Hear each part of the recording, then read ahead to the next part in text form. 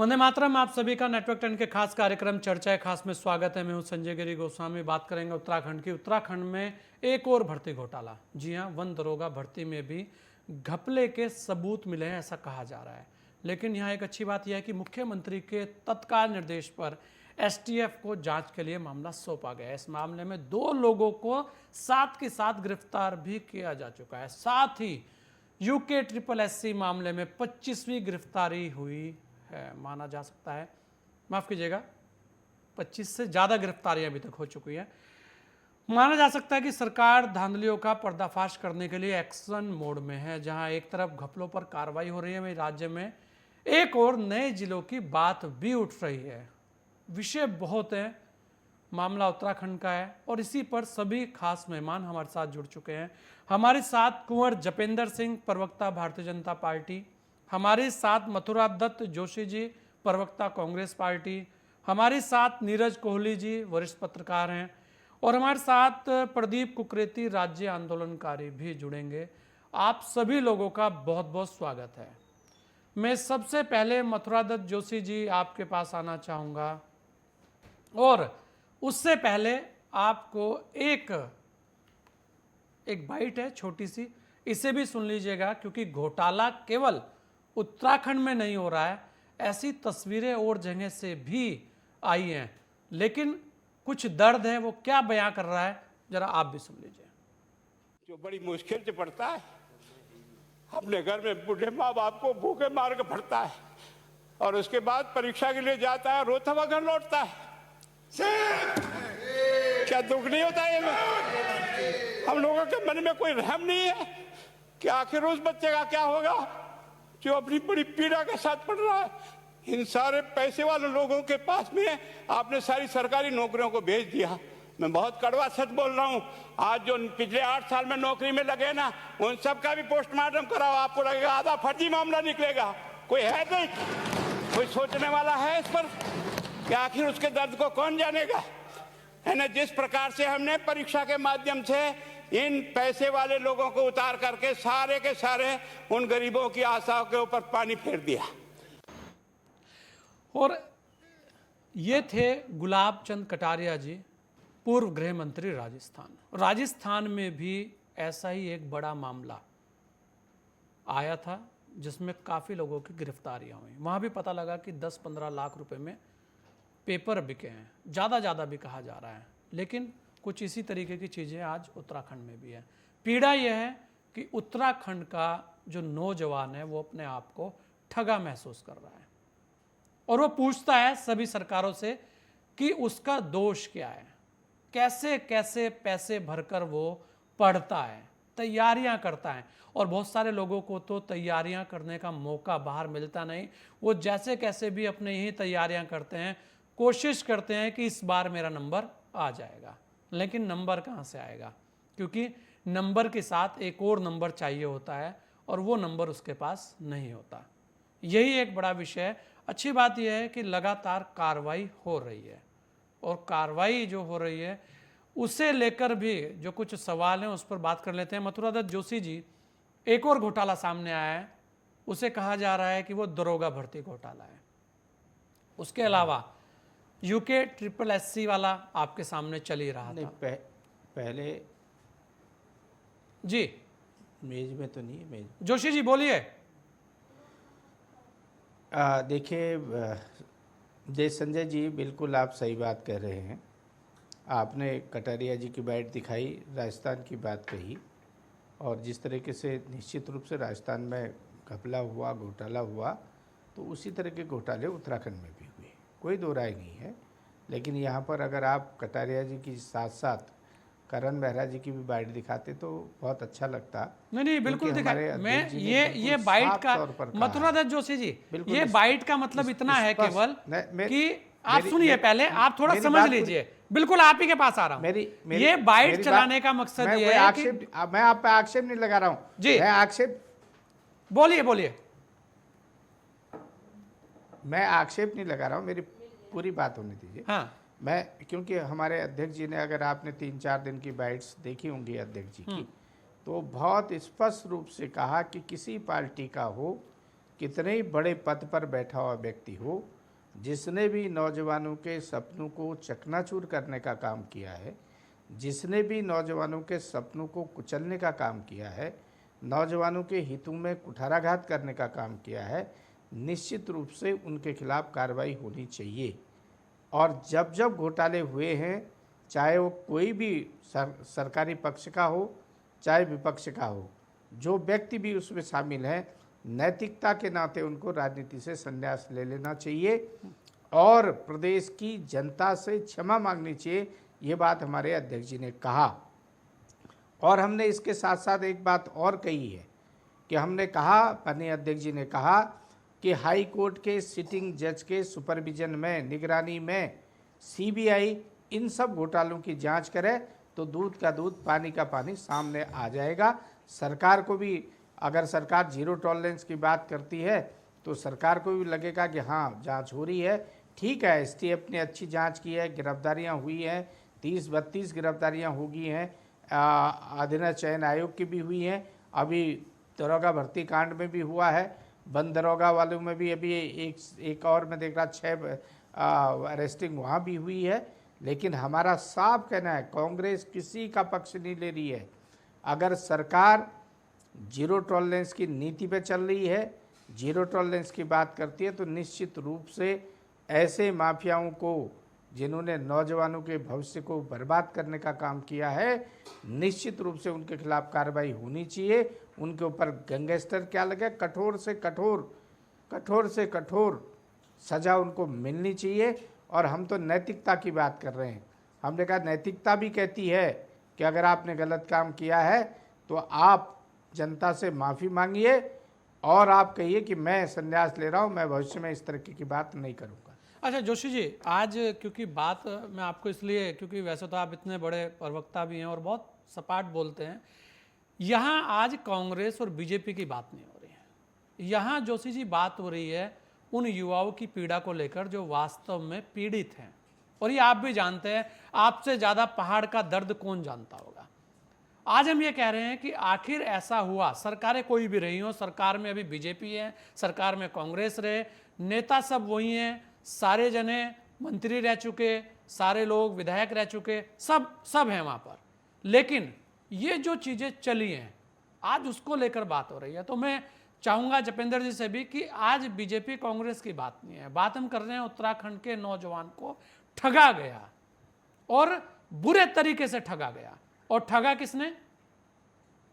जो चंद बाहर से आकर लोग आए और उन्होंने वहाँ सेटिंग गेटिंग का ऐसा बड़ा खेल किया जो अपने आप में बहुत खतरनाक था। तो जोशी जी, यहाँ यह है कि ये लगातार जिस तरीके के घोटाले सामने आ रहे हैं, आखिर केवल और केवल क्या राजनेता ही इसके दोषी हैं? ये एक बड़ा सवाल है। नहीं, एक बात हमको तय करनी पड़ेगी। लोकतंत्र में शासन चलाने का काम चुनी हुई सरकार का होता है जी, और राजनेताओं का होता है। सारे कुछ दिशा निर्देश राजनेताओं के चलते हैं। ये लोकतंत्र कहता भी है। लोकतंत्र में ब्यूरोक्रेसी को, बात को इम्प्लीमेंटेशन करने की बात होती है। जो हमारे चुने हुए जनप्रतिनिधि तय करते हैं, कैबिनेट तय करती है, उसको आगे बढ़ाने का काम नौकरशाह का होता है। मैं यहाँ पर बहुत स्पष्ट रूप से कह रहा हूँ, जो दिखने को मिल रहा है, चाहे वो 2000 राज्य बनने के बाद की बात हो, राज्य बनने से पहले तो चलो हम लोग उत्तर प्रदेश में थे, लेकिन हमने ऐसा कभी नहीं देखा। लेकिन आज राज्य बनने के बाद, विशेषकर इस सरकार के दौरान जो घपले सामने आए हैं, मुझे लगता है कि इसमें आप ब्यूरोक्रेसी और नेताओं का बिल्कुल बड़ा गालमेल है, बड़ा गिरोह है। निश्चित रूप से कई हाकम सिंह तो एक छोटी मछली है, बड़े बड़े मगरमच्छ यहाँ पर आपको सामने आएंगे अगर सही तरीके से इसकी जांच हो जाए। मुख्यमंत्री जी ठीक है, दृढ़ संकल्प हैं, मुख्यमंत्री जी ने कोई बात कही है, अच्छी बात है, हमने कहीं उनकी बात पर कोई आलोचना नहीं की। लेकिन हमारी मांग है, हम फिर मुख्यमंत्री जी को कह रहे हैं, अगर आप जीरो टॉलरेंस की बात करते हैं, उत्तराखंड से भ्रष्टाचार खत्म करने की बात करते हैं, जो नौकरशाही में, नौकरी में जो माफिया का आपका घुस गया है, जिस तरीके से नकल माफिया घुस गया है, अगर इसको आप समाप्त करना चाहते हैं तो निश्चित रूप से आपको सीबीआई की जांच करनी पड़ेगी और वो भी हाई कोर्ट के सिटिंग जज के सुपरविजन में आप करेंगे, तो आप देखिए कितने बड़े बड़े मगरमच्छ आपके सामने आएंगे, वो आपको मिलेंगे। हमने कहा कि आप तो 2000 से लेकर आज तक की जांच करा दीजिए, कौन मना कर रहा है? क्योंकि ये इतना बड़ा अपराध है ना। अभी आप देखिए ना, अपराध है। आप उन बच्चों के माँ बाप का मुंह देखिए, उनको देखिए, उनसे पूछिए, या उन बच्चों को पूछिए जो रात और दिन मेहनत करते हैं। आपने तो कह दिया कि 15 लाख रुपए लाइए, चलिए नौकरी पा लीजिए। जिसके बाद नहीं है वो क्या करेगा? गरीब का बच्चा कहाँ जाएगा? बिल्कुल, और नौकरियां इसीलिए आयोग हमने इसलिए वो बनते हैं जोशी जी, इसीलिए हमने वो कि बाइट चलाई थी बिल्कुल कि जी साफ सुथरा सिलेक्शन हो। नहीं, बिल्कुल वो बाइट हमने इसलिए चलाई थी जोशी जी कि उसमें ये कहा जा रहा है, खुद जी। गृह मंत्री जब ये कहें, जो पूर्व गृह मंत्री थे, उन्होंने बोला कि गरीब का बच्चा कहां जाएगा। शायद इसलिए मैं उस मुद्दे को लेकर आया था कि अलग अलग प्रदेशों में भी स्थितियां ऐसी रही है, पीड़ा सबकी है, पीड़ा वहां पर भी है, तो वो पीड़ा दिखाने की एक चेष्टा है कि आज ऐसी पीड़ा हमारे यहां भी है। तो जो कोचिंग सेंटर को लेकर भी वहां पर एक निशाना साधा गया, जिसकी बात यहां पर भी होनी चाहिए। हमारे साथ सुरेंद्र हालसी जी भी हैं, सामाजिक कार्यकर्ता हैं। सुरेंद्र भाई, घोटाला एक और आया, सामने आया, और मुख्यमंत्री की पहल पर उसमें बकायदा एसटीएफ को जांच सौंपी गई, गिरफ्तारियां भी शुरू हो गई है। यानी कि गिरफ्तारियां हुई है तो यानी कि कुछ घालमेल दिख रहा है। उसके अलावा यूके SSSC वाला आप देख ही रहे हैं। एक बात यह है कि एक निशाना उधर भी उठता है कि बहुत सारे कोचिंग सेंटर भी धीरे धीरे पनपे हैं। तो राजस्थान में भी कुछ इसी तरीके का एक मामला आया था, उसकी हमने बाइट चलाई, वो दिखाया भी कि वहां पर भी इस तरीके की चीजें रही हैं। तो आखिर ये जो सारी चीजें हो रही हैं, जिस गिरोहबंदी की बात हो रही है, उसमें कांग्रेस के प्रवक्ता खुद कह रहे हैं कि हम जांच से संतुष्ट हैं, लेकिन अब जो जांच है मामला बड़ा होता जा रहा है और 2000 से लेकर अब तक की भर्तियों की जो है वो जांच की जाए। मामला बड़ा है तो सीबीआई को जाना चाहिए। सुरेंद्र जी कैसे देखते हैं? गोस्वामी जी, मैं जोशी जी की बात से सहमत हूँ। देखिए, ये एक छोटे स्तर का घोटाला नहीं है और ये काफी बड़े स्तर का घोटाला है। राज्य गठन के बाद और इस घोटाले की कड़ियां कांग्रेस की सरकार रही हो या बीजेपी की सरकार रही हो, दोनों से जुड़ी रही है। अब बात यह है कि ये इस स्तर पर पहुंचा कैसे। हम अगर कोचिंग सेंटर्स की भी बात कर रहे हैं या हाकिम सिंह जैसे की भी बात कर रहे हैं, वो किसकी सह पे पनपे, पहले तो हमें ये देखना है। दूसरी बात, मैं जोशी जी की इस बात से भी सहमत हूँ, आगे की इसकी जांच कैसी होनी चाहिए। ये सिर्फ स्पेशल इसको टास्क फोर्स को देके ही इसके जो घोटाले का जो जांच की है उसके अपने कर्तव्य की सरकार इतिश्री कर रही है, वो नहीं होनी चाहिए। क्योंकि इसकी जांच सीबीआई से ही होगी, तभी दूध का दूध और पानी का पानी होगा। बड़े बड़े मगरमच्छ, अभी कई सारे मगरमच्छ इसमें हमको नजर आएंगे जिनकी सह पर ये इतने बड़े घोटाले हुए हैं। देखिए, पूरे विश्व में या पूरे देश में आज पूरे उत्तराखंड के लिए बिल्कुल ऐसी निगाहों से लोग देख रहे हैं कि एक छोटे से राज्य में इस स्तर पे घोटाला हो गया है। कहाँ जाएगा यहाँ का गरीब? क्या आगे गरीब का बच्चा पढ़ पाएगा? क्या आगे गरीब का बच्चा किसी जॉब की होप रखेगा? अभी सब ने होप छोड़ दी है, युवा निराश हो गया है, हताश हो गया है। अगर सरकार को बड़ा कदम रखना है या बड़ा दिल रखना है और या अपने पे लाछन को हटाना है, तो मैं एक समाजसेवी के नाते मैं स्वयं भी इसकी सीबीआई जांच की मांग करता हूं। हाँ, सीबीआई जांच भी प्रभावित ना हो, उसके लिए ये बात भी सही है, किसी एग्जिस्टिंग जज की निगरानी में सीबीआई जांच हो। मैं भी इस बात का समर्थक हूं। धामी जी ने बहुत बड़ा दिल दिखाया इसकी जांच पड़ताल करके, या विधानसभा अध्यक्ष को पत्र लिख के कि इसकी जो विधानसभा में भी अनियमितता हुई है उसकी जांच हो। पर वो खाली उतने से ही उनके कर्तव्य की इतिश्री नहीं होती है। इसके लिए सीबीआई जांच की एक युवाओं के का प्रतिनिधित्व करते हुए या युवाओं की आवाज बनकर मैं भी मांग करता हूं कि इसकी सीबीआई जांच हो। चलिए, बिल्कुल और ये बड़ा मामला हो गया निगरानी में। हाँ, बिल्कुल एक बड़ा मामला हो गया। प्रदीप कुकरेती राज्य आंदोलनकारी हैं, वो भी हमारे साथ हैं। प्रदीप भाई, एक युवा हैं आप भी, बहुत सारी चीजें आपने देखी हैं, लड़ाइयाँ लड़ी हैं, आखिर उत्तराखंड में ये चल क्या रहा है? एक युवा मुख्यमंत्री आया, उसके ऊपर हर किसी की निगाहें थी और वास्तव में उन्होंने कुछ चीजें खोल दी, लेकिन वो इतनी बड़ी खुल गई चीजें कि अब हर ओर ऐसा लग रहा है कि कहीं ये भर्ती तो ऐसी नहीं थी, कहीं दूसरी भर्ती तो ऐसी नहीं थी। तो जो ऐसी नहीं थी उसे लेकर अब आप क्या सोचते हैं, और जो कार्रवाई हो रही है उससे आप कितने संतुष्ट हैं? और वास्तव में आज हम बात यहाँ बीजेपी, कांग्रेस, उत्तराखंड क्रांति दल, बसपा, सपा, ये सब ना करें तो अच्छा, आज बात करें उत्तराखंड की, उत्तराखंड की आवाज़ की, और उत्तराखंड का वो युवा जो वास्तव में छला गया है। देखिए, निश्चित रूप में संजय जी, आपने आज बहुत मार्मिक, पुनः एक बार और अच्छा मार्मिक मुद्दा उठाया है। निश्चित रूप में इस राज्य के जो पृथक राज्य की लड़ाई लड़ी गई थी वो छात्रों के आंदोलन से लड़ी गई थी, और छात्र जब आया सड़कों पे तो अपनी माताओं को ये बताया गया, सबको ये बताया गया, दादी दादाओं को ये बताया गया, नानी नानाओं को ये बताया गया कि हमारे को रोजगार मिलेगा, इसलिए राज्य की लड़ाई लड़नी है। जो समझदार लोग थे वो जल जंगल जमीन और संस्कृति और भौगोलिक दृष्टि से दिशा में बात कर रहे थे, लेकिन हम जैसे जो उस समय जो छात्र थे, हम केवल और केवल हमारा उद्देश्य था कि पृथक राज्य बनेगा, उस राज्य की एक छोटी सी संस्था हमारी इधर अलग राज्य के रूप में बनेगी और प्रत्येक हाथ को रोजगार होगा और मेरी मातृशक्ति के सिर का बोझ कम होगा और पहाड़ों पर जो है शिक्षा और स्वास्थ्य सब चीजें बंद हुई। आज 22 साल के बाद आप ये देखिए कि समझ लीजिए ये वो बिल्कुल वैसी स्थिति आ गई है जैसे किसी पेंशनर का, जिसका कोई सुनने वाला कोई नहीं होता, अचानक किसी रिकॉर्ड रूम में जाते हैं और कोई अच्छा भला मानस मिलता है जो हाथ से उसकी जो परतें हटाता है धूल की, तो वो अपने वर्षवार उस केसों को ढूंढते हैं कि आपका केस मिल नहीं रहा है, अरे ये उनका भी मिल गया, ये उनका भी मिल गया। बिल्कुल वही स्थिति, ये रिकॉर्ड रूम की स्थिति हमारे प्रदेश की हो गई है कि ये यूपीएससी घोटाला नहीं, यहाँ वन दिनों का घोटाला नहीं, यहाँ विधानसभा घोटाला नहीं, मैं कह रहा हूं कि यहाँ अब उनकी भी जांच होनी चाहिए जो दूसरी एजेंसियों के माध्यम से यहाँ पे रोजगार में लगे हैं।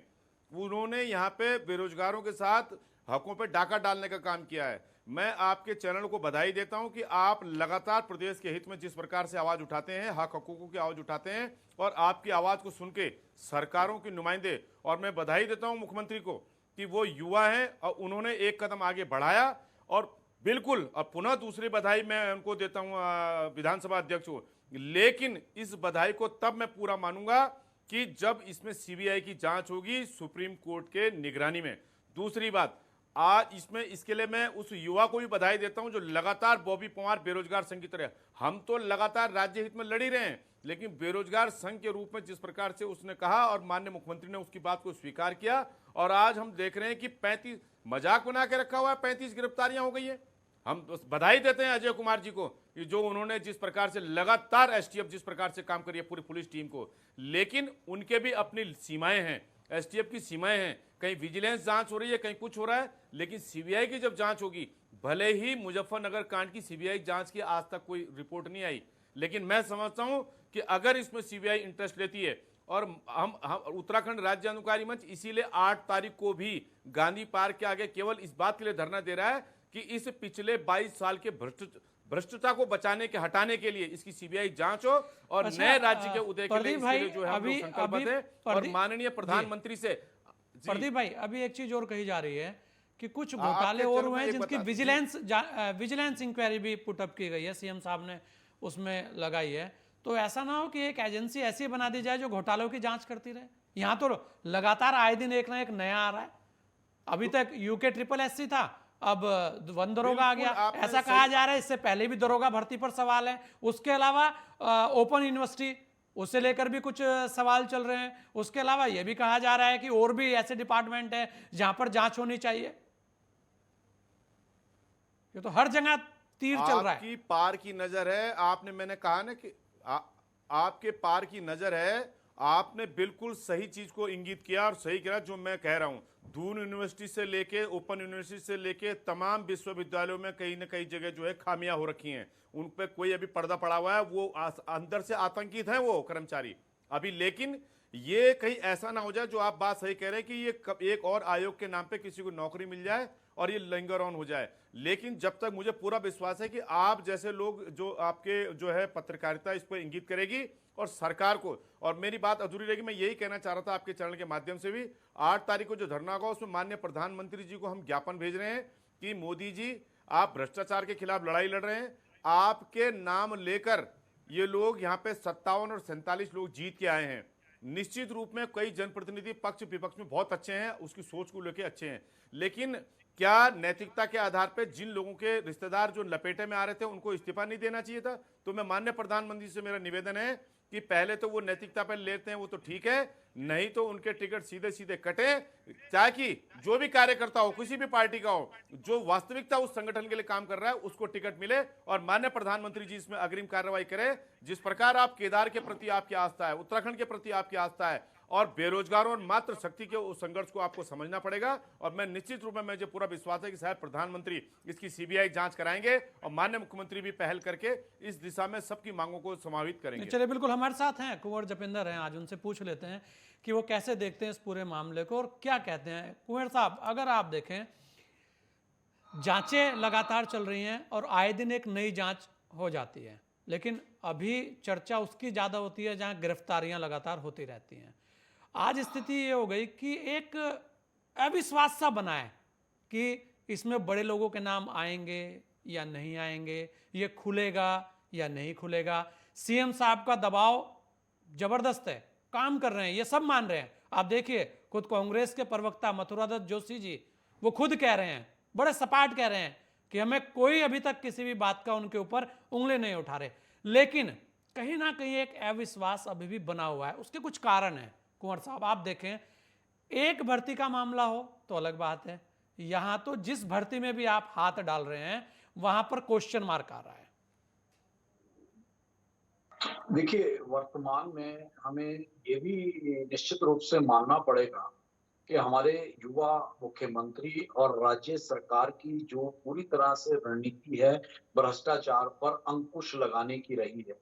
और सरकार के शपथ ग्रहण के बाद से ही मुख्यमंत्री जी ने ये साफ कर दिया था कि प्रदेश के अंदर किसी भी तरह का भ्रष्टाचार सहन नहीं किया जाएगा। और ये उसी का नतीजा है कि वो इतने कड़े निर्णय ले रहे हैं और उन्हें कड़े निर्णयों के तहत जनता में भी संदेश जा रहा है, आप भी देख रहे हैं। कोई संशय नहीं है कि सरकार और मुख्यमंत्री पूरी तरह से सख्त हैं। प्रदेश के युवाओं के साथ किसी भी तरह की धोखाधड़ी या इस तरह का व्यवहार बर्दाश्त नहीं किया जाएगा। जितने भी दोषी हैं चुन चुनकर पकड़े जा रहे हैं, जेल भेजे जा रहे हैं, और कोई भी बड़ा छोटा मगरमच्छ कोई भी बचने वाला नहीं है, क्योंकि मुख्यमंत्री जी की लाइन बिल्कुल क्लियर है कि किसी भी तरह के भ्रष्टाचार को बर्दाश्त नहीं कुंवर साहब, ये बिल्कुल आप बिल्कुल ठीक कह रहे हैं, संशय किसी को नहीं है। जपिंदर जी जी, संशय किसी को नहीं है, अभी तक जितने लोग यहाँ बैठे हैं संशय किसी ने नहीं किया। लेकिन मैं कह रहा हूं कि कहीं ना कहीं एक अविश्वास सा झलकता है, उन्हें विश्वास नहीं हो पा रहा। तो शायद कुछ तो ऐसे कारण है कि जो विश्वास वहां पर हर किसी को होना चाहिए उसमें कुछ कमी लग रही है, उसके कुछ कारण होंगे। उसके कारण कुछ इस तरीके से आप देख सकते हैं कि यूके SSSC, उसके बाद अब वन दरोगा, उसके बाद फिर और ओपन यूनिवर्सिटी की भी चल रही है विजिलेंस इंक्वायरी। उसके अलावा यह भी कहा जा रहा है कि अभी और भी मामले ऐसे आएंगे। तो ऐसे में ये जो मामले हैं ये छोटे स्तर पर तो तय नहीं हुए होंगे, यहां इसे लेकर शायद एक वो जो गांठ है वो लगी हुई है। जी, उत्तराखंड के 22 वर्षों के राजनीतिक और सामाजिक इतिहास में ऐसा पहली बार हो रहा है कि सरकार इतने कड़े निर्णय ले रही है और इस तरह से मुख्यमंत्री खुद रुचि लेते हुए भ्रष्टाचार के खिलाफ एक मोर्चा खोल के बैठे हुए हैं। तो ऐसे में संशय नहीं होना चाहिए, माननीय मुख्यमंत्री जी को और राज्य सरकार को समय दिया जाना चाहिए थोड़ा सा। जब वो वचनबद्ध हैं, कड़े निर्णय ले रहे हैं और ये वादा कर रहे हैं प्रदेश के युवाओं के साथ, प्रदेश की जनता के साथ कि आपके भरोसे को टूटने नहीं दिया जाएगा, तो निश्चित तौर पर उन्हें समय दिया जाना एक न्यायोचित भी होगा। जी, नहीं, समय दिया जाना चाहिए, समय तो दे ही रहे हैं सब, सीएम साहब लगे भी हैं। लेकिन यहाँ तो जितनी चीजें हो रही हैं, आए दिन एक नया घोटाला सामने आ रहा है, तो वो भी कितना करेंगे? और एजेंसी पर दबाव नहीं आ जाएगा? अगर STF को ही सारी चीज दे दी जाएगी तो कितनी जांचें करेंगी? अभी यूके SSSC, फिर उसके साथ में वन दरोगा, फिर एक और, एक ही एजेंसी के ऊपर इतना बर्डन डाल दिया जाए तो सब भटक जाएंगी। एजेंसियों को छूट देना, उन्हें एजेंसियों को आगे बढ़ाना, और ये सरकार की इच्छा शक्ति का, दृढ़ इच्छा शक्ति का नतीजा है कि एक घोटाले के बाद दूसरे को ये नहीं देखा जा रहा है कि दूसरा घोटाला कब हुआ था, ये देखा जा रहा है कि कितने घोटाले हुए, कहाँ हुए, कितने दोषी हैं, ये भी एक बहुत महत्वपूर्ण तथ्य है। और वचनबद्ध है सरकार, मुख्यमंत्री अपने कड़े रुख पर कायम है और भ्रष्टाचार के खिलाफ जिस तरह से मोर्चा खोल के बैठे हुए हैं, तो निश्चित तौर पर उसकी सराहना की जानी चाहिए और उन पे भरोसा किया जाना चाहिए। हमारा मात्र इतना कहना। नहीं, बिल्कुल। नीरज भाई जपेंद्र जी कह रहे हैं कि सीएम साहब पर भरोसा किया जाना चाहिए, थोड़ा समय दिया जाना चाहिए। यहाँ बहुत सारी चीजें हैं नीरज भाई, आप तो शुरू से हमारे साथ जुड़ रहे हैं इस मुद्दे पर लेकर और बड़े मुखर रहे हैं। यहाँ कुछ चीजें हैं, आप देखें। आज प्रदीप भाई आपके पास आऊंगा, लेकिन मैं जरा नीरज जी से एक बार ले लूं, फिर उसके बाद प्रदीप भाई आपके पास। नीरज भाई, लगातार आप देखें आए दिन एक नई चीज आती है। उस दिन हमारी बात हो रही थी कि भाई एक घोटाला वो भी चल रहा है, वन भर्ती घोटाला या दरोगा भर्ती घोटाला, कुछ ऐसा चल रहा था, बात हो रही थी। देखिए उस पर भी आ गई एक और जांच। लेकिन अब लोगों की आवाजें उठने लगी हैं। कुछ लोग कह रहे हैं कि यहाँ तो चाहे वो स्वास्थ्य हो, सहकारिता हो, यूनिवर्सिटी हो, शिक्षा हो, या उससे पहले पुलिस दरोगा भर्ती हो, अब तो सबकी जांच होनी चाहिए। और इतनी सारी जांचें एक एसटीएफ कैसे सहन कर पाएगी? ये बहुत सारी चीजें हैं, सवाल बहुत सारे चल रहे हैं, जो बहुत सारी चीजें हैं। तो कहीं ना कहीं ये जो इतनी सारे घालमेल जो दिख रहा है, इसमें कुछ तो बड़े बड़े लोगों की एक संलिप्तता है। क्या वो सामने आएगी? शायद ये संशय का विपक्ष का कारण है। आप कैसे देखते हैं और क्या कहेंगे नीरज भाई? संजय जी, देखे, उत्तराखंड बनने के बाद से पिछले 22 वर्षों में उत्तराखंड के जन्म से ही, मैं कहूंगा उत्तराखंड के जन्म से ही उत्तराखंड में घपले घोटालों का और भ्रष्टाचार के आरोप लगातार लगते रहते। बतौर भाजपा कांग्रेस जो भी विपक्ष में होता था, चुनाव के समय, ठीक चुनाव से पहले, वो घपलों को, घोटालों को और भ्रष्टाचार को एक बड़ा मुद्दा बना के सत्ता पे काबिज करने का प्रयास करता था। मतलब एक चुनावी मुद्दा हर चुनाव में बनता रहा है, घपले, घोटाले और भ्रष्टाचार, पिछले 22 वर्षों में।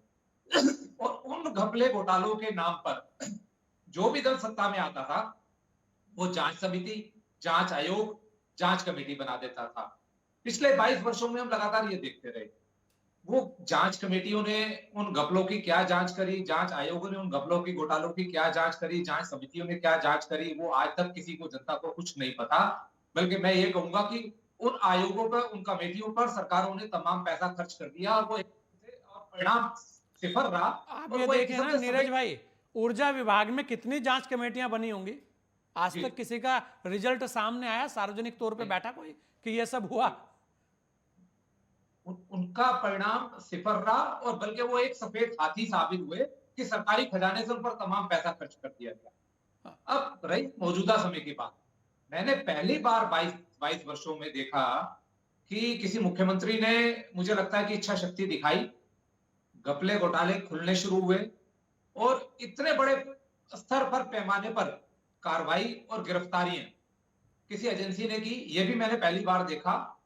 उसकी वजह से लोगों को थोड़ी आस जगी, थोड़ी लोगों को उम्मीद बनी और उन घोटालों की वजह से लोगों ने देखा कि यार ये चीजें खुल रही हैं, तो उसके साथ साथ और तमाम चीजें भी खुलने लग गई, खुल जाएंगी। लोगों को एक आस बन गई, क्योंकि ये बहुत बड़ा, ये मैं कह रहा हूं, इससे बड़ा महापाप कोई हो ही नहीं सकता। जिस युवा को हम देश का भविष्य कहते हैं, उनके साथ किसी प्रदेश में खिलवाड़ हो रहा, और उस प्रदेश पे खिलवाड़ हो रहा जिस प्रदेश में 22 वर्षों में बेरोजगारी और रोजगार सबसे बड़ा मुद्दा रहा हो। सरकारों ने इस बात को कहा है, उन लोगों के साथ। और नीरज भाई एक बात बताइए ना, देखिए बड़े बड़े नेता नारा क्या देते हैं, पहाड़ का पानी, पहाड़ की जवानी, काम नहीं आती, आएगी कहां से?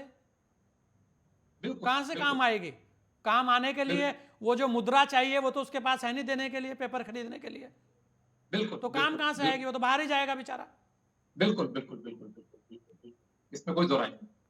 तो अभी तक की जो कार्रवाई, जो अधीनस्थ चयन आयोग में जो कार्रवाई एसटीएफ ने की है, वो बड़ी सार्थक और सराहनीय कार्रवाई है। एसटीएफ निरंतर अच्छी दिशा में काम कर रही है, इसमें कोई दो राय नहीं है। और मेरा इसमें ये भी कहना है कि अभी जो ये आपने आज जिक्र करा और मेरे पास भी जो इनपुट आया, जो वन दरोगा भर्ती है, ये ऑनलाइन भर्ती हुई थी सितंबर में 2021 में। और जब इसकी शिकायत पहुंची मुख्यमंत्री के पास, तो साइबर सेल में मुकदमा दर्ज हुआ। मुकदमा दर्ज के होने के बाद एसटीएफ ने जांच को पकड़ा और आज 2 अरेस्टिंग भी हो गई, उस मामले में भी कार्रवाई हो गई। लेकिन मेरा ये कहना है संजय जी कि ये जो कुछ भी हो रहा है ठीक हो रहा है, सरकार सही दिशा में काम कर रही है। एक सबसे पॉजिटिव चीज मुझे ये लगी इस पूरे के पूरे मसले में कि विपक्ष भी विपक्ष भी पूरी तरह से जो है, विपक्ष ने भी कहीं आनाकानी नहीं करी इस मामले में, और जो सरकार की कार्रवाई है कहीं ना कहीं सरकार की कार्रवाई के साथ वो अभी तक खड़ा नजर आया है। सिर्फ एक बात है कि वो क्योंकि कार्रवाई डे बाय डे बढ़ती जा रही है, तार आगे जुड़ते जा रहे हैं, अन्य राज्यों से जुड़ते जा रहे हैं, मामला बहुत गहरा है, इसलिए सीबीआई जांच की और हाई कोर्ट के सिटिंग जज या सुप्रीम कोर्ट के जज की निगरानी में जांच की मांग हो रही है। वो बात मैं भी कहता हूं कि जब जांच का दायरा बढ़ेगा तो कहीं ना कहीं सरकार को जो है इस पर और बड़ी कार्रवाई करनी पड़ेगी। ये जरूर है, क्योंकि कांग्रेस के प्रदेश अध्यक्ष उन्होंने भी कहा कि पिछले 22 वर्षों में जो भी घपले घोटाले हुए हैं, चाहे विधानसभा में नियुक्तियों की बात हो या और कोई भी बात हो, सारे खुलने चाहिए, सब पे जांच करें, चाहे वो कांग्रेस के कार्यकाल की हो चाहे भाजपा के कार्यकाल की बात हो। जो पूर्व अध्यक्ष है कांग्रेस के गणेश गुर्जर, उनको भी मैंने सुना, उन्होंने भी कहा कि सबके कार्यकाल की कार्रवाई हो। अभी मथुरादत्त जोशी जी भी एक बात कह रहे थे कि हम भी चाहते हैं कि पिछले 22 वर्षों में जो भी घपले घोटाले हुए हैं वो सारे के सारे खुले। और हरीश रावत जी जैसे बड़े कद के नेता ने भी एक बात कही, आपने देखा होगा कि मुख्यमंत्री के पास इस समय सिकंदर बनने का मौका है, इस समय सिकंदर बनने का मौका है। उन्होंने भी ये संकेत दिए कि मुख्यमंत्री सही दिशा में बढ़ रहे हैं, लेकिन ये दूध का दूध पानी करने के लिए अगर जिस स्तर पर भी उनको जाना पड़े वो जाएं और ये सारी की सारी चीजें खोल के ले आए। अब विधानसभा की नियुक्तियों वाला मामला देखो, मुझे एक बात पे बड़ा मुझे दुर्भाग्यपूर्ण भी लगता है और बड़ा वो है कि चाहे वो कांग्रेस के लीडर्स हों, चाहे वो बीजेपी के लीडर्स हों या दूसरी पॉलिटिकल पार्टियों के नेता हों या सामाजिक सरोकार रखने वाले नेताओं के जो सगे संबंधियों के, रिश्तेदारों के, शुभ चिंतकों के नाम सामने आ रहे हैं, लेकिन किसी ने भी उनके नाम वायरल हो रहे, किसी ने भी सामने आके डिनाई नहीं करा इस बात को, किसी ने भी डिनाई नहीं करा कि हाँ भाई ये सूचियां वायरल हो रही हैं, जिन नामों की चर्चा चल रही है इनसे हमारा कोई नाता नहीं है या हमने इनकी सिफारिश नहीं की है। एक किस्म से स्वीकृति मान लिया जाएगा नहीं है, तो इतने बड़े बड़े नाम उसमें वायरल हो रहे हैं, इतने बड़े बड़े नाम देश दुनिया के लोग देख रहे होंगे कि यार उत्तराखंड के अंदर ये क्या चल रहा है, कैसा क्या चल रहा है। ये अभी तो नीरज भाई, अभी तो ऐसा कहा जा रहा है, जो हमारे सूत्र बता रहे हैं कि और भी बहुत सारी ऐसी जगह हैं, ऐसे ऐसे हैं वहाँ पर जगह जहाँ पर अपने अपने लोगों को बंदर बाट कर दी गई है। ये तो अभी एक ही जगह का मामला खुला है, जैसे प्रदीप भाई बता रहे थे ना कि बहुत सारे इंस्टीट्यूट हैं ऐसे, और वहाँ पर भी जब खुलेगा तब देखेगा क्या बवाल होगा, क्योंकि इस तरीके की चर्चाएं हो रही हैं। चलिए यहाँ लेते हैं एक छोटा सा ब्रेक, जल्द लौटेंगे आपके बीच।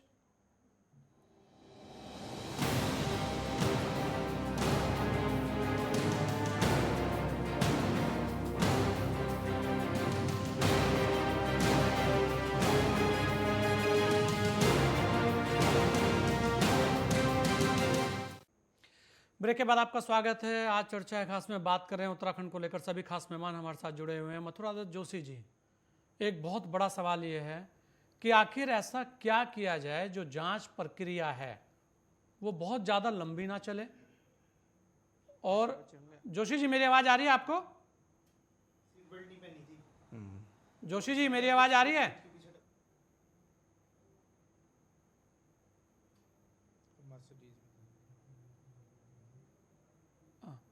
मुझे लगता है जोशी जी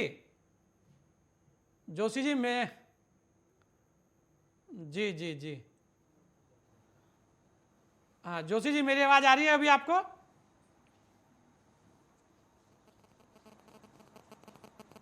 जोशी जी हेलो। हाँ जोशी जी, मैं कह रहा हूं कि ऐसा क्या किया जाए, हाँ ऐसा क्या किया जाए कि जो ये जो जांच है ये लंबित भी ना रहे, जल्दी से इसका रिजल्ट आ जाए, और जो अलग अलग जगह घोटाले हो रखे हैं वो भी खुल जाएं।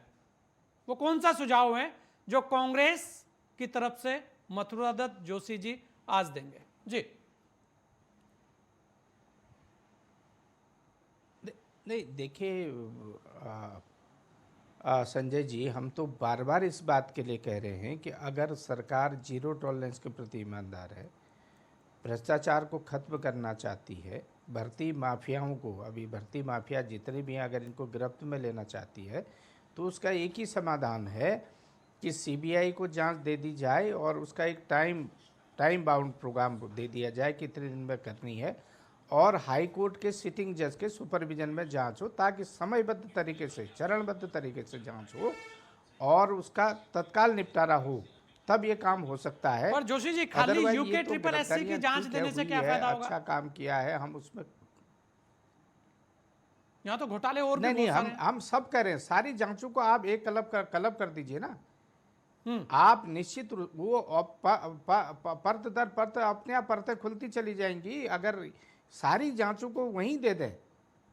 सारी जांच कल कैबिनेट का निर्णय लें और मुख्यमंत्री की वाई होगी। मुख्यमंत्री ने अच्छा काम किया तो सब कह रहे हैं, हम भी कह रहे हैं अच्छा काम किया, लेकिन मुख्यमंत्री के नेतृत्व में ही ये काम हो गया। इससे बड़ा दुर्भाग्य और क्या होगा? ये भी तो बात है, सरकार किसकी है?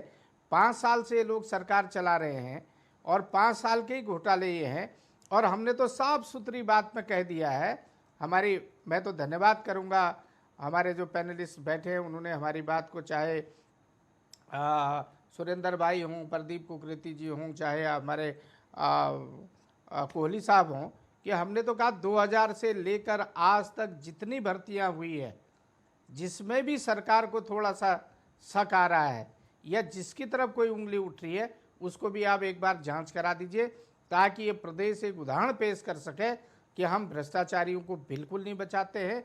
उत्तराखंड देवभूमि है और जो ये कांड हुए हैं, जितने भी घपले घोटाले हुए हैं, इसने उत्तराखंड की देवभूमि को कलंकित करने का काम किया है।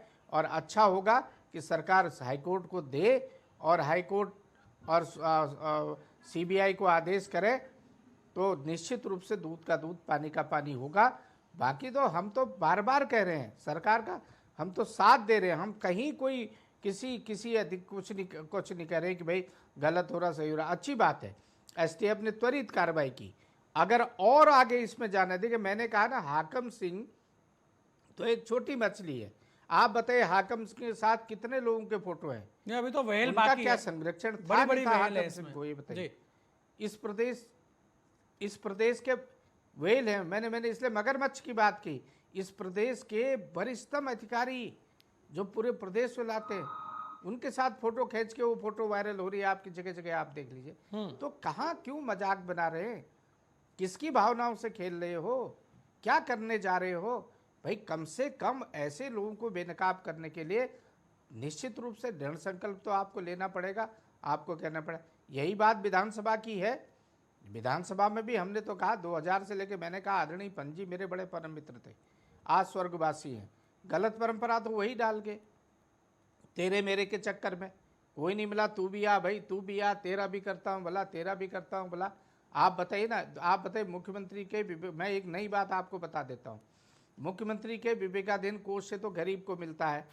आप बता दीजिए, इतने विधानसभा अध्यक्ष ने ये पैसा कहाँ गया जो विधानसभा अध्यक्ष का विवेकाधीन का कोष होता है, वो किसको मिला, कहाँ गया? क्या गरीब लोगों को मिला? क्या राज्य के, जिन्होंने राज्य के लिए इतने बड़ा आंदोलन किया, बलिदान दिया, जिन्होंने अपने प्राणों की आहुति दे दी, उनका क्या होगा बताइए? उनको दिया किसी ने? किसी विधानसभा अध्यक्ष ने? आप इतना 22 साल का रिकॉर्ड निकाल के देख लीजिए, कहीं दिया हो? नौकरी देना तो चलो दूर की बात है, वहां तो उनको अपने बिल्कुल जोशी जी, बहुत सारी कह रहे हैं हमने, बहुत सारी बातें आपने की। और अच्छी बात यह है कि मथुरा दत्त जोशी जी राजनीतिक संन्यास लेना चाहिए। जो बोलते हैं वो बड़ा सपाट बोलते हैं। ये एक बहुत अच्छी बात है कि वक्ता के तौर पर जब बोलते हैं तो सभी के लिए बोलते हैं, ऐसा नहीं है कि अपने को बचाएं और दूसरे पर डालें। ये अच्छी बात है। चलिए, मैं प्रदीप भाई देखिए, मथुरा दत्त जोशी जी ने और भी बहुत सारी कड़वी बातें कही हैं, और वास्तव में कहनी भी चाहिए, होनी भी चाहिए, क्योंकि आज बात उत्तराखंड की हो रही है, बात उत्तराखंड के युवाओं की हो रही है और उनकी भी हो रही है, जिनसे मौके छिन गए, जो आज दोबारा मौके में आ ही नहीं सकते। जपेंद्र जी, आपके पास पूरी बात का जवाब लूंगा सबकी जी। तो प्रदीप भाई, एक बात तो यही है जो मैं कह रहा हूं कि ऐसा चल रहा है, लेकिन यहां एक सवाल हो रहा है प्रदीप भाई, जो बहुत महत्वपूर्ण है, जो आप समझते भी होंगे, जो पीड़ा भी है। क्यों ना हर विभाग की एक एसआईटी जांच बनाकर जो वहां हुआ है, जो उसकी बातें की जाए। यहां एक ये बड़ा सवाल है, ये बहुत बड़ा सवाल है प्रदीप भाई, कि एक ही विभाग की बात क्यों हो रही है? फिर तो सब जगह की बातें सामने आनी चाहिए, चाहे वो शिक्षा की हो, और चाहे वो यूके ट्रिपल एससी की हो, चाहे वो कृषि की हो, चाहे वो कहीं की भी हो। यहां ये, क्योंकि अब संशय सबको हर चीज में है और सब बेनकाब होने चाहिए। देखिए संजय जी, इसमें संशय नहीं है। संजय जी, इसमें संशय नहीं है। आप देखिए कि फर्जी डिग्री लेके शिक्षा विभाग में 10-10 साल की नौकरी कर गए, उस जांच का परिणाम आज तक नहीं निकल पाया। वो पत्रकारों की आरटीआई या किसी दाएं बाएं या किसी प्रतिद्वंदिता के कारण ही सूचनाएं लीक होती हैं। आज विधानसभा पिछले दरवाजे की बात, हम पिछला दरवाजा देखने भी गए थे। हमने सरकार पे या उन प्रतिनिधियों पे तंज मारा था कि हम पिछला दरवाजा देखने जा रहे हैं कि आखिर वो दरवाजा है कहाँ जो पिछली भर्तियां हो रही हैं। तो हमारे साथियों ने, हमारे युवाओं ने, हमारे बुजुर्गों ने हमें कहा कि बेटा सचिवालय का पिछला दरवाजा तो तुमने देखा ही नहीं, अभी वहां से भी तो भर्तियां हुई हैं, उन दरवाजों को कब देखोगे। तो ये लोग 45 से ऊपर शहादतें इस राज्य के लिए दी गई थी, और वो इसलिए नहीं दी गई थी कि सब आदमी अपने आदमियों को अंडरग्राउंड अंडर जो है उसको जो है करते रहें। आपका जल निगम, जल संस्थान, भजन सिंह जैसे अधिकारी आए यहाँ, पता नहीं कितनी जांचें लोगों ने आरटीआई में प्रेस ने बेकायदा हुआ, वो सुबह सब दब गई हैं। लोक निर्माण विभाग में कई चीजें ऐसी आई, वो सब दब गई हैं। इरिगेशन में कई चीजें ऐसी आई, घपले घोटाले, वो दब गए। शिक्षा विभाग आपको मैंने गिना दिया है। सहकारिता में तो इतनी ज्यादा हुई है कि मैं कह रहा हूं कि अगर ईश्वर करता कि मैं उनकी जगह कोई ऐसा कोई मुझे होता है, जो अभी तक मुझे बड़ा ताज्जुब ये हो रहा है कि 70 के 70 विधानसभाओं में जो हमारे जो प्रतिनिधि हैं, किसी एक ऐसे जनप्रतिनिधि ने जिसके परिवार का नाम आया हो, जिसके मंत्री कार्यकाल पर प्रश्न चिन्ह उठाओ, इतनी बड़ी ऐसी क्या चिपकन है, आप इस्तीफा देके साइड क्यों नहीं होते हैं। इतनी नैतिकता तो कम से कम हमारे अंदर होनी चाहिए। लेकिन मैं देख रहा हूं कि नहीं, ऐसी इतनी बड़ी हिम्मत उन्होंने बड़ी मुश्किल से मोदी जी के नाम से जीत के आए हैं। और ऐसे ही मैं विपक्ष को भी कहना चाहता हूं, कुंजवाल जी जैसे पे इतना बड़ा प्रश्न चिन्ह उठ गया। आप ये देखिए कि कितना बड़ा, आप जितने विधानसभा अध्यक्ष आए, सबने विधानसभा की जो निधि थी अपने अपनी विधानसभा में खर्च करी है, जो है मतलब इतना बुरा हाल हो गया है। तो ये देखिए कि अच्छा, आप प्रदीप भाई क्या सुझाव देंगे आप देश को रिप्रेजेंट मुख्यमंत्री को, क्या सुझाव देंगे अपनी प्रदीप भाई, मुख्यमंत्री जी को क्या सुझाव देंगे। इसमें माननीय मुख्यमंत्री से हमारी मैं माननीय मुख्यमंत्री से एक अपील करता हूं कि सबसे पहले आपकी जो बल्लेबाजी चल रही है भ्रष्टाचार के खिलाफ, और मोदी जी के आप उस पे पैटर्न पे अगर चलना चाह रहे हैं, तो सबसे पहले जिस आपकी सरकार में जो भी जनप्रतिनिधि हैं, मंत्री हो या विधायक हो, आप उनको कहिए कि नैतिकता के आधार पर आप उस पद से इस्तीफा दीजिए। दूसरी बात, इसमें जो है लगभग जिन विभागों की जो अधिकतर जानकारियां आई हैं उस पर एसटीएफ बिठाई जाए। विजिलेंस जो जांच हो रही है वो विजिलेंस के बजाय सीबीआई में जानी चाहिए, और तमाम जो नौकरी से संबंधित जांचें हैं उनकी सीबीआई की, सुप्रीम कोर्ट की उसमें जो है जांच होनी चाहिए। बिल्कुल, सामाजिक कार्यकर्ता भी हमारे साथ है। सुरेंद्र भाई क्या सुझाव देंगे आपको, कैसे ये लगे जो संशय के बादल हैं कैसे छटे, क्योंकि आज पक्ष और विपक्ष वास्तव में एकजुट होकर एक बात कह रहा है कि इसकी जांच शुरू से होनी चाहिए, जब से गठन हुआ होनी चाहिए। लेकिन सुरेंद्र भाई वो जांच जो है ना, वो मुझे ऐसा लगता है कि वो संजय जी, मेरा एक निवेदन जी, बोलिए मथुरा जी, जल्दी से बोलिए। संजय जी, मेरा एक निवेदन है। मेरा निवेदन है, मुझको अगर इजाजत हो तो, क्योंकि मैंने दूसरे चैनल में भी नहीं, बिल्कुल आपको इजाजत है, आपसे हमने ले ली जितनी भी बातें लेनी थी। आपका बहुत बहुत धन्यवाद, आपने अपना समय हमें दिया। लेकिन हलसी जी, क्या लगता है आपको कि क्यों ना अब हर चीज की ही एक जांच हो जानी चाहिए, हर जगह एक एसटीएफ का गठन होना चाहिए, और उसके बाद फिर देखा जाए कि वास्तव में अगर घोटाला हुआ है तो फिर वो बड़ी जांच की ओर चला जाए।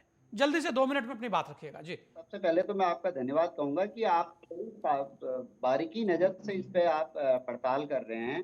देखिए, ये मेरा निवेदन ये है मुख्यमंत्री जी से भी, ये जांच खाली यूके SSS और विधानसभा तक की सिमट ना जाए। यहाँ प्रत्येक विभाग ऐसा है, चाहे वो कोई भी विभाग हो, हर विभाग में बैकडोर से एंट्री हुई है। अभी हमारे मित्र कह रहे थे कि सचिवालय में आप बैकडोर से एंट्री करके देख लीजिए, इतनी आपको भर्तियां बैकडोर से मिलेंगी। और सबसे बड़ी बात है कि अगर मुख्यमंत्री जी को बड़ा दिल रखना है और उनको धुआंधार बैटिंग करनी है, तो उनको सबसे पहले उनके जो मंत्री, उनके जो विधायक, उनके जो नेता इस घोटाले में संलिप्त हैं, उनको इस्तीफा दिलवाएं। और वो जो इनके जो संलिप्त हैं जितने भी नेतागण, वो उन्होंने जिनको भी इस घोटाले के मार्फत भर्ती किया है, और वो अपने पद को त्यागें। मेरा ये मुख्यमंत्री जी से निवेदन है इस बात को चलिए। मुख्यमंत्री जी तुरंत इम्प्लीमेंट करें। नहीं बिल्कुल। दूसरी कुंवर बात, जपेंद्र मेरा सिंह एक जी, और देखिए सब मेरा लोगों मेरा का आप मेरा एक सुन रहे छोटा सा हैं। कंसर्न और था। जी अभी बोलिए उसमें बोलिए बोलिए सुरेंद्र जी। कुंजवाल जी ने बड़ा दिल दिखा के माफी मांगी। अरे माफी तो आपने मांग ली, क्या आपने जो आपने माफी मांग ली तो आपने घोटाला स्वीकार कर लिया। अगर स्वीकार कर लिया तो आप अपने बेटे बहू से वहां से इस्तीफा क्यों नहीं दिलवा रहे हैं? हाँ आप बड़ा दिल तो दिखा रहे हैं, पर बड़े दिल में इम्प्लीमेंट क्या हो रहा है? नतीजा तो वही जीरो निकला ना। जितने भी नेता बिल्कुल। लोग कुंवर जपेंद्र सिंह सम्मिलित जी, हैं, देखिए सभी लोगों को आपने सुना, संशय थोड़ा सा है, ऐसा नहीं है, लेकिन हर कोई तारीफ कर रहा है कि मुख्यमंत्री जी ने जबरदस्त बैटिंग की है। लेकिन सवाल यह है कि केवल ये जो बैटिंग हुई है, ये केवल यूके SSS या विधानसभा या वन भर्ती दरोगा घोटाला तक ना सिमट जाए। और भी बहुत सारी जगह हैं, जब खुलासे हो तो सभी के हों, चीजें आए तो सब जगह से बाहर आए। कुंवर साहब देखिए भ्रष्टाचार के खिलाफ इस मुहिम में माननीय मुख्यमंत्री जी ने सभी के सुझावों का स्वागत किया है और उन पे ध्यान दिया है। और इस बैटिंग से किसी को संशय नहीं होना चाहिए, क्योंकि मुख्यमंत्री जी ने शपथ ग्रहण करने के बाद तुरंत ही भ्रष्टाचार के विरुद्ध एक मुहिम छेड़ने का इशारा दे दिया था।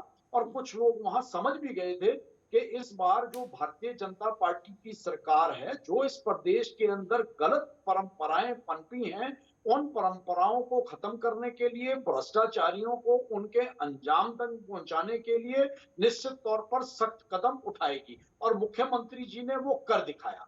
और यकीन मानिए भारतीय जनता पार्टी की सरकार और माननीय मुख्यमंत्री जी प्रदेश के युवाओं को या प्रदेश की जनता को बिल्कुल भी निराश नहीं होने देंगे, क्योंकि उसका सिर्फ एक ही कारण है कि उत्तराखंड की 25वीं वर्षगांठ से पहले उत्तराखंड को अग्रणीय राज्यों की पंक्ति में स्थापित करने की बात माननीय मुख्यमंत्री जी बार बार कह रहे हैं। और ये कैसे होगा?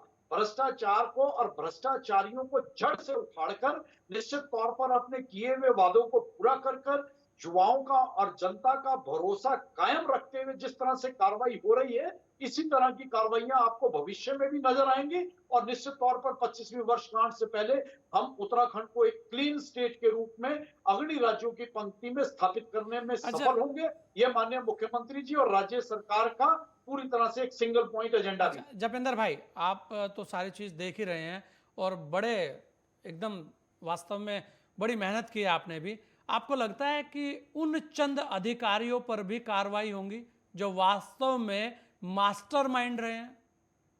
निश्चित तौर पर ये पहले दिन से ही कहा जा रहा है कि बड़े से बड़े नौकरशाह को और छोटे से छोटे अधिकारी को जो भ्रष्टाचार में लिप्त है या जिसने उत्तराखंड के जनमानस की भावनाओं को ठेस पहुंचाने का काम किया है, उसे कतई बर्दाश्त नहीं किया जाएगा और कतई बख्शा नहीं जाएगा। नहीं, आपको लगता है कि उनके नाम उजागर होंगे?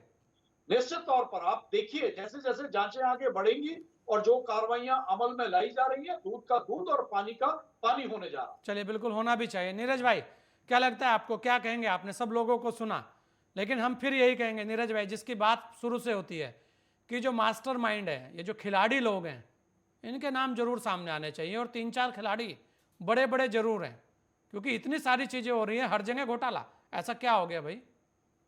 संजय भाई, एक तो बात, मैं पहली बात आपकी बात से पूरी तरह से सहमत हूँ कि पूरी, हमने पहले भी घपले घोटाले देखे, अब भी देखे, और इन घपले घोटालों में कहीं ना कहीं ये तो कहा नहीं जा सकता कि सरकारी सिस्टम भी कहीं ना कहीं भागीदार रहा है। वो किस स्तर के अधिकारी रहे हैं, क्या रहे हैं, लेकिन जितने भी घोटाले घपले खुले, वो उस पैमाने पर उन लोगों के नाम सामने नहीं आए। तो बिना सरकारी सिस्टम के घपले घोटालों को अंजाम नहीं दिया जा सकता, ये मेरा मानना है। नंबर 1 बात। नंबर 2 बात कि यूके SSS के मामले में मुख्यमंत्री ने बड़ा कड़ा संदेश देकर जो उसके मास्टरमाइंड है, जो सरगना है, उन पर गैंगस्टर लगाई और इनाम भी घोषित किया, एक बड़ा मैसेज देने की कोशिश की। वो स्वागत योग्य फैसला है मुख्यमंत्री का, इसमें कोई दो राय नहीं है। लेकिन जो इस समय वातावरण है उत्तराखंड के अंदर, 2 चीजें उसमें मैं कहना चाहूंगा।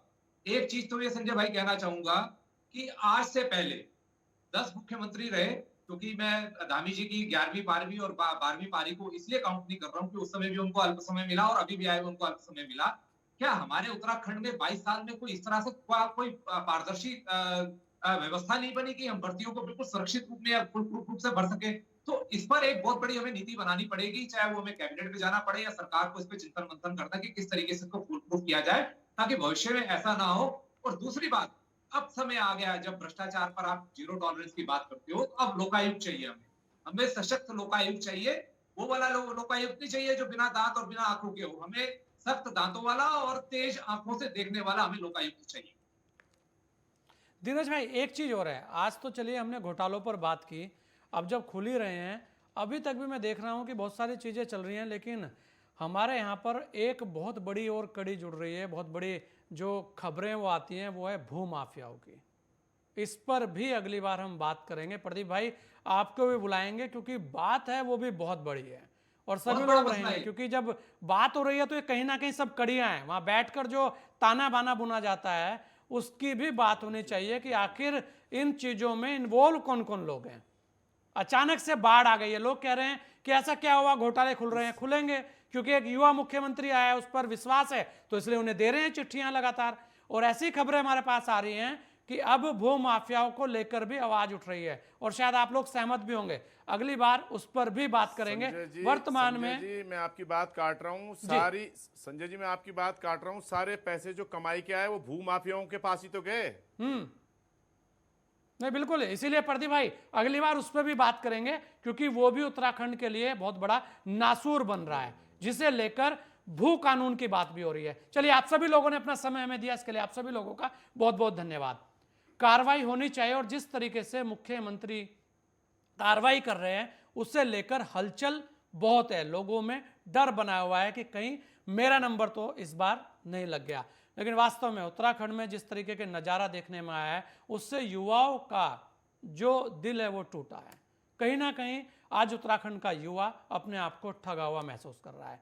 वो भी यही चाहता है कि कार्रवाई हो, जल्दी से जल्द हो और ऐसे लोग बेनकाब हो जो वास्तव में पर्दे के पीछे से इन हकों पर डाका डाल रहे हैं। इस चर्चा खास में इतना ही, दीजिए मुझे इजाजत।